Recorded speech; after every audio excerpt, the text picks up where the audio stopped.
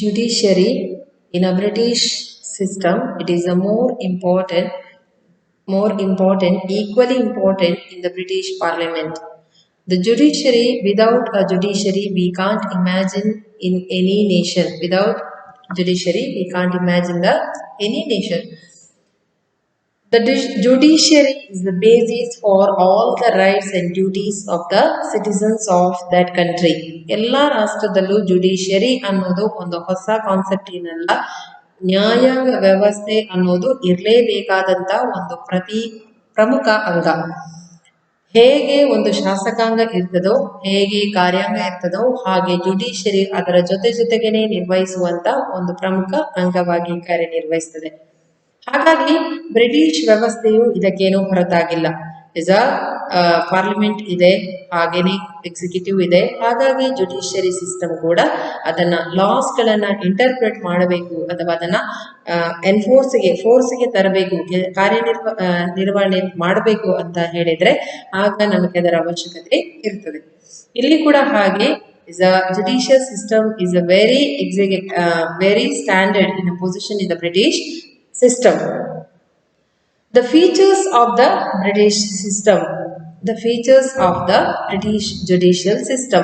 The courts of England were reconstituted by the Judicious Act of 1873 and 1876 as amended by the Act of 1925. ಅಂದ್ರೆ ಬೇರೆ ಬೇರೆ act ಗಳು ಕಾರ್ಯನಿರ್ವಹಣೆ ಬಂದಿವೆ, ಅದರಲ್ಲಿ ಬೇರೆ ಬೇರೆ ಚೇಂಜಸ್ ಗಳನ್ನ ಮಾಡಲಾಗಿದೆ. ಒಟ್ಟಿನಲ್ಲಿ ಒಂದು ವ್ಯವಸ್ಥೆಯನ್ನ ಕಂಟ್ರೋಲ್ ಮಾಡಬೇಕು ಅಂತ ಹೇಳಿದ್ರೆ ಆಗ ಅದಕ್ಕೆ ಜುಡಿಷಿಯರಿಯ ಅವಶ್ಯಕತೆ ಇರ್ತದೆ.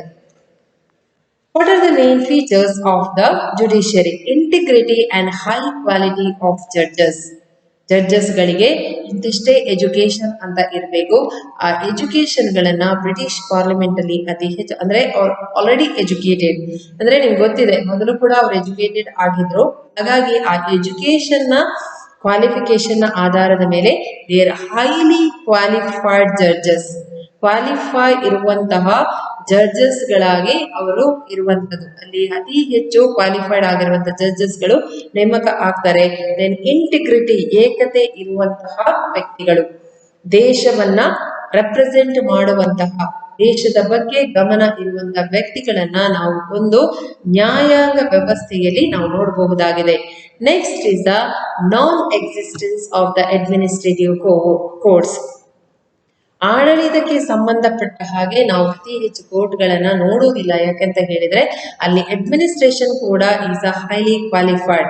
ಅಡ್ಮಿನಿಸ್ಟ್ರೇಷನ್ಗೆ ಸಂಬಂಧಪಟ್ಟದ್ದು ಕೂಡ ಅಲ್ಲಿ ಕ್ವಾಲಿಫೈಡ್ ಆಗಿರುವಂತಹ ವ್ಯಕ್ತಿಗಳಿರ್ತಾರೆ ಅಥವಾ ಆಫೀಸರ್ಸ್ ಗಳಿರ್ತಾರೆ. ಹಾಗಾಗಿ ಅಲ್ಲಿ non administrative courts like the France and the other continental countries in England, there is a common law and common court system. ಅಂದ್ರೆ ಎಲ್ಲಾ ಕಂಟ್ರೀಸ್, ಇಡೀ ಬ್ರಿಟಿಷ್ ಸಿಸ್ಟಮ್ಗೆ ಕಾಮನ್ ಲಾ ಅಂದ್ರೆ ಒಂದೇ ರೀತಿಯ ಕಾನೂನು ಅಪ್ಲೈ ಆಗುವಂತದ್ದು ಅಥವಾ ಒಂದೇ ರೀತಿಯ ಕೋರ್ಟ್ಸ್, ಒಂದೇ ರೀತಿಯ ಕೋರ್ಟ್ ಅನ್ನ ನಾವು ಎಸ್ಟಾಬ್ಲಿಷ್ ಮಾಡುವಂತದ್ದು.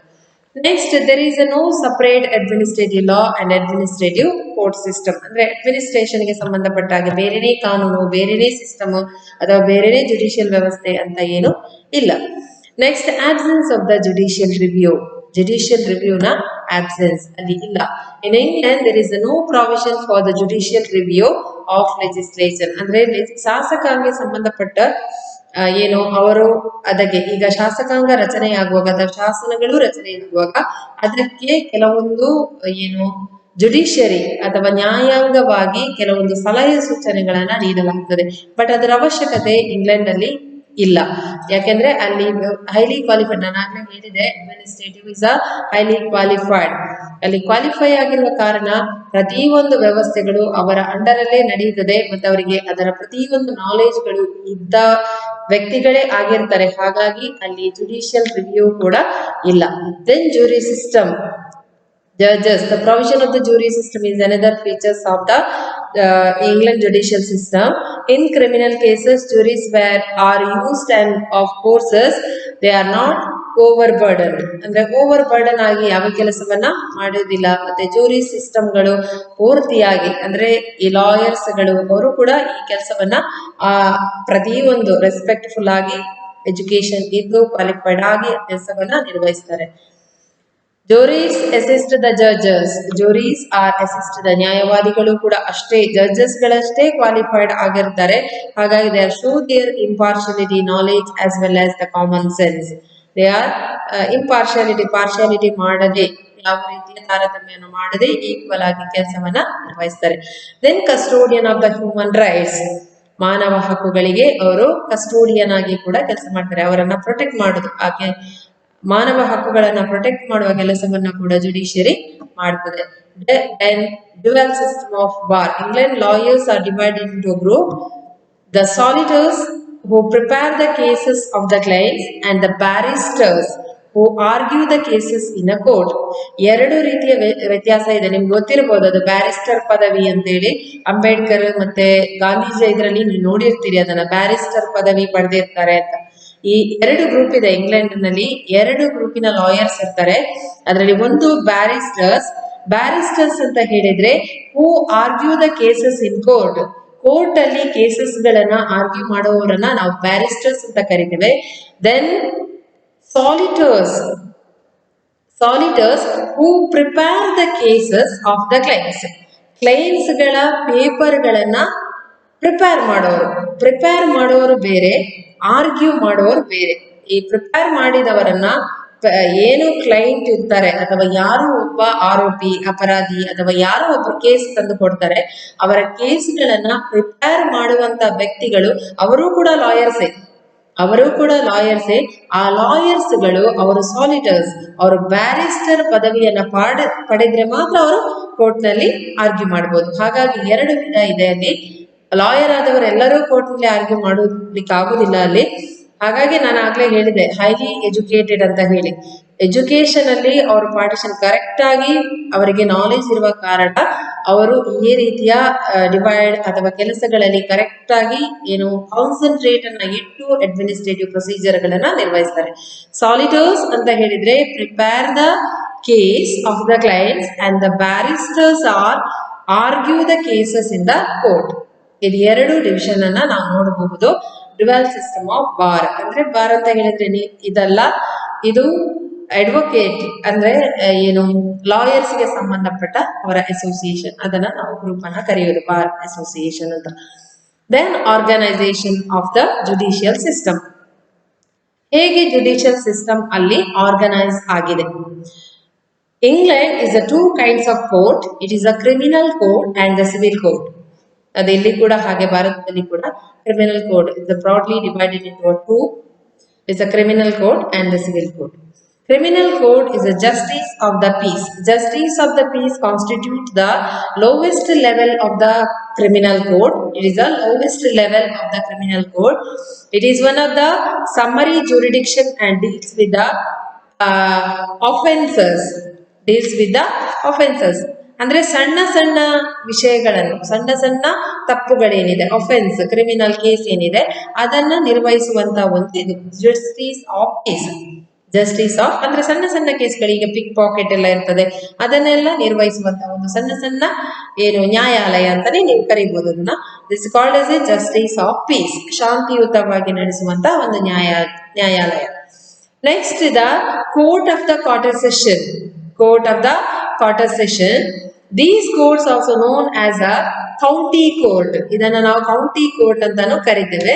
And these are the original judicial assigned more agree classes. ಅಂದ್ರೆ ಸ್ವಲ್ಪ ಅದರಲ್ಲಿ ಕೆಲವೊಂದು ವಿಷಯಗಳು ಗಂಭೀರವಾಗಿದ್ರೆ ಅಂತದನ್ನ ನಾವು ಇದರಲ್ಲಿ ಗಮನಿಸಬಹುದು. It observed that majority of the serious criminal cases are tried by these court. ಅಂದ್ರೆ ಸೀರಿಯಸ್ ಕ್ರಿಮಿನಲ್ ಕೇಸಸ್ ಎಲ್ಲ ಇದ್ರೆ, ಮರ್ಡರ್ ಈ ತರದ ಕೇಸ್ಗಳು ಅದರಲ್ಲಿ ಹ್ಯಾಂಡಲ್ ಆಗ್ತವೆ. Next, the court of assizes. They are branch of the high court of the justice. Direct high court ಅಲ್ಲ, high court ನ ಬ್ರಾಂಚ್ ಇದು. ಹೈಕೋರ್ಟಿನ ಬ್ರಾಂಚ್ ಅಂದ್ರೆ ಹೈಕೋರ್ಟ್ಗೆ ತಲುಪುವುದಕ್ಕಿಂತ ಮೊದಲು ಈ ಕೋರ್ಟ್ ಅಲ್ಲಿ ಅವರು ಅಪ್ಲೈ ಮಾಡಬೇಕಾಗ್ತದೆ. ಹೈಕೋರ್ಟ್ಗಿಂತ ಮೊದಲು ಈಗ ನಾವು ಡಿಸ್ಟ್ರಿಕ್ಟ್ ಕೋರ್ಟ್ ಇಲ್ಲಿ ಇಂಡಿಯಾದಲ್ಲಿ ನಾವು ಹೇಗಂದ್ರೆ ತಾಲೂಕ್ ಕೋರ್ಟ್, ಡಿಸ್ಟ್ರಿಕ್ಟ್ ಕೋರ್ಟ್ ಮತ್ತೆ ಜಿಲ್ಲಾ ಕೋರ್ಟ್ ಅಂದ್ರೆ ನಾವು ಡೈರೆಕ್ಟ್ ಆಗಿ ಸ್ಟೇಟ್ ಕೋರ್ಟ್ಗೆ ಹೈಕೋರ್ಟ್ಗೆ ನಾವು ಅಪ್ಲೈ ಮಾಡುವಂದ್ರೆ ನೆಕ್ಸ್ಟ್ ಡೈರೆಕ್ಟ್ ನಾವು ಸುಪ್ರೀಂ ಕೋರ್ಟ್ಗೆ ಅಪ್ಲೈ ಮಾಡುವಂಥದ್ದು. ಬಟ್ ಅಲ್ಲಿ ಹಾಗಿಲ್ಲ, ನೀವು ಹೈಕೋರ್ಟ್ಗೆ ಹೋಗೋದಕ್ಕಿಂತ ಮೊದಲು ಅದರ ಬ್ರಾಂಚ್ ಆಫ್ ದ ಹೈಕೋರ್ಟ್ ಅಂತ ಇರ್ತದೆ, ಅದರಲ್ಲಿ ನೀವು ಅಪ್ಲೈ ಮಾಡಬೇಕಾಗ್ತದೆ, ಮತ್ತೆ ಕೇಸನ್ನು ಅಲ್ಲಿ ಡೀಲ್ ಮಾಡಬೇಕಾಗ್ತದೆ. ಆನಂತರ ಅಲ್ಲಿಯೂ ನಿಮಗೆ ಸ್ಯಾಟಿಸ್ಫ್ಯಾಕ್ಷನ್ ಆಗಲಿಲ್ಲ ಅಂದ್ರೆ ಮಾತ್ರ ನೀವು ಹೈಕೋರ್ಟ್ಗೆ ಅಪ್ಲೈ ಮಾಡಬಹುದಾಗಿದೆ. The Court of Court of Assizes. They are branches of the High Court of the Justice. Court is held periodically in each county.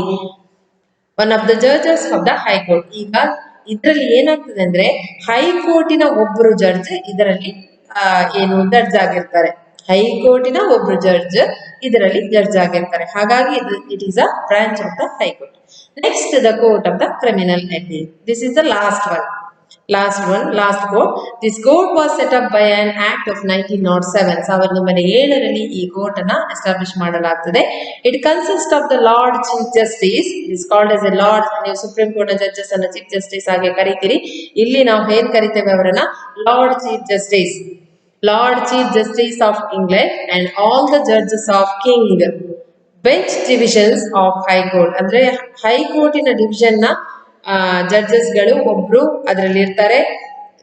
ನಾವು ಆಗ ಬ್ರಾಂಚ್ ಅಂತ ಹೇಳಿದ್ವಿ, ಆ ಬ್ರಾಂಚ್ ಅಲ್ಲಿ ಇರುವಂತಹ ಜಡ್ಜಸ್ ಗಳು ಅದರಲ್ಲಿ ಇರ್ತಾರೆ. Next is the main judge is called as A lord chief justice of England. The criminal appeal is in fact the branch of High Court of the Justice.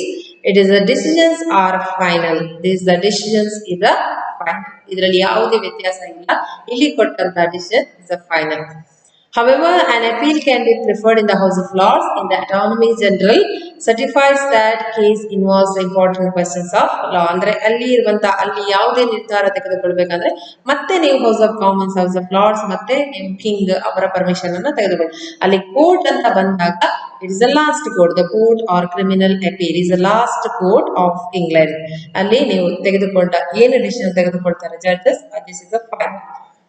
Then civil court. This is all about the criminal court. Is a justice of peace, court of quarter session, court of assizes, the court of criminal appeal. These are the criminal court, and it is a civil court. It is a county court. Under the first one, civil court is a county court. There are about the 450 summary courts in the form of county courts in England. More than 450. 450ಕ್ಕಿಂತಲೂ ಹೆಚ್ಚು county ಕೋರ್ಟ್ಗಳಿವೆ. ಇದರಲ್ಲಿ ನಿರ್ಧಾರಗಳನ್ನ ತೆಗೆದುಕೊಳ್ಳಲಾಗ್ತದೆ. These county courts are presided over the judges appointed by the Lord Chancellor. Lord chancellor ಇಲ್ಲಿ ಬರ್ತದೆ. House of Lord's ನ chairman ಅನ್ನ ನಾವು lord chancellor ಅಂತ ಕರಿತೇವೆ. From among the legal person having minimum 7 years of experience. 7 ವರ್ಷದ experience ಅವರಿಗೆ ಇರಬೇಕು. ಹಾಗಿದ್ರೆ ಮಾತ್ರ ನಾವು ಅವರನ್ನ ಕೌಂಟಿ ಕೋರ್ಟ್ಸ್ ಜಡ್ಜಸ್ ಆಗಿ ನೋಡಬಹುದು. Next the high court of justice. Appeals in a civil case are heard the High Court of Justice. This court has three divisions. Chancery Division, Queen's Bench Division, and the Probate, Divorce and Admiralty Division. ಅಂದ್ರೆ ಇದು ಆಯಾಯ ಸೆಕ್ಟರ್ಗೆ ಸಂಬಂಧಪಟ್ಟಂತಹ ವಿಷಯಗಳು, ಬೇರೆ ಬೇರೆ ವಿಷಯಗಳಿಗೆ ಸಂಬಂಧಪಟ್ಟದ್ದು. Chancery Division, Queen Bench Division, probate, divorce and the admiralty division. These are the 4 divisions of the High Court of Justice. 4 ವಿಧಗಳು ಇದರಲ್ಲಿ. Next the Court of Appeal. ಇಲ್ಲಿ Court of Appeal.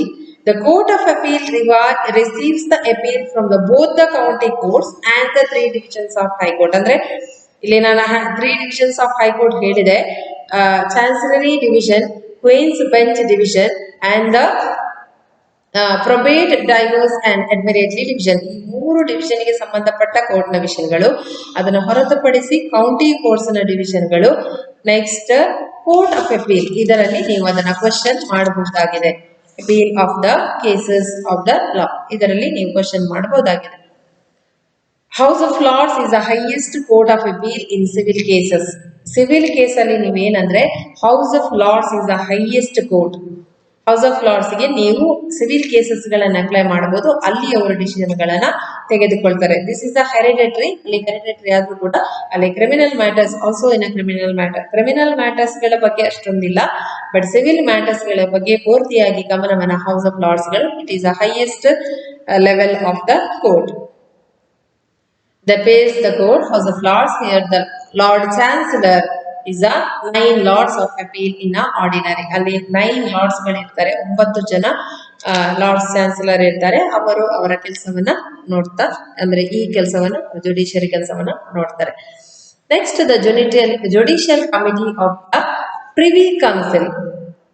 The judicial last one is judicial committee of the Privy Council. It is the highest court and the final court of appeal for the cases among the court in the colonies and certain dominions, as well as the court of England. ಅಂದ್ರೆ ಬೇರೆ ಎಲ್ಲ ಸ್ಟೇಟ್ಗಳು ಯಾವುದಾದ್ರೂ ಇದ್ರೆ ಇಂಗ್ಲೆಂಡಿನ ಒಳಗಡೆ, ಆಗ ಅಥವಾ ಬೇರೆ ವಿಷಯಗಳಿಗೆ ಸಂಬಂಧಪಟ್ಟ ಹಾಗೆ ನಾವು ಕೋರ್ಟ್ಗಳಿಗೆ ಲಾಸ್ಟ್ ಆಗಿ ಅಪೀಲ್ ಮಾಡ್ಲಿಕ್ಕೆ ಇರುವಂತದ್ದು Judicial Committee of the Privy Council ಅಂತ ಇದೆ.